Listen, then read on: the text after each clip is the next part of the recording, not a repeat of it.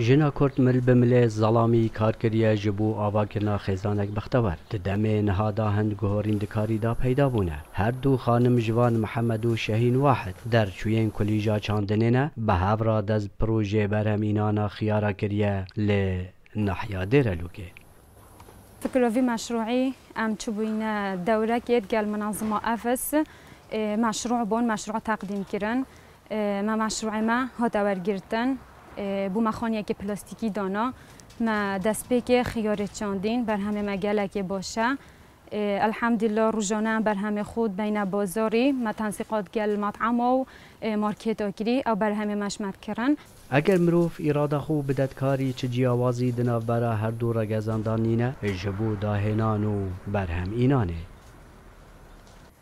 خود چه جیازی یک نه برا رگز نرومی بکاری هر کارکت بیت هر دو رگز دشن کن راستا بیولوژی فیزیکن جه پیکاتون لشونی جه وجوده بس اونا بیت رگر کو جیازی کفتن برا هر دو رگز و رگزکش رگزه که دیتر بهستر بیت دیتن کار زراعتش کاری که غریب نی نبا افراد بردام کار زراعتی کن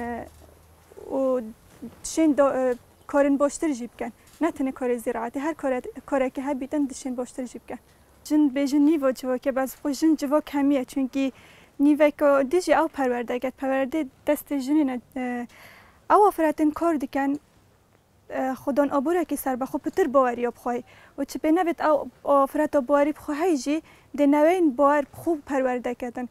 هیوی و خواستا هر جوتیاره که اوه که دما گهشتنا بر همین خمالی ریل هاورده کرنا بر همین بیانی بیتا کرنج لای حکومت و داکو مفا جوان رنگ پروژه و چاندنه بیتا ورگرتن دخواز مش حکمت اوه که دم بر همینی چید بیتن خاصة المنطقة زراعية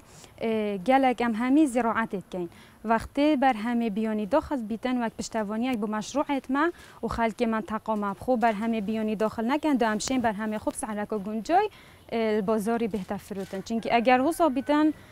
گلک ارزان بی بر همه در و داخل بیتو یه مجی ام فروشین بیتا گلک بهای کی کم چیتن ام فایده جنو بینین یعنی زحمتات اوه داد چیتن بس اگر بر همه مبتنه بید سعرک و گنجای چیت هم خلق منطقه ما هم هر دو استفاده جه بینین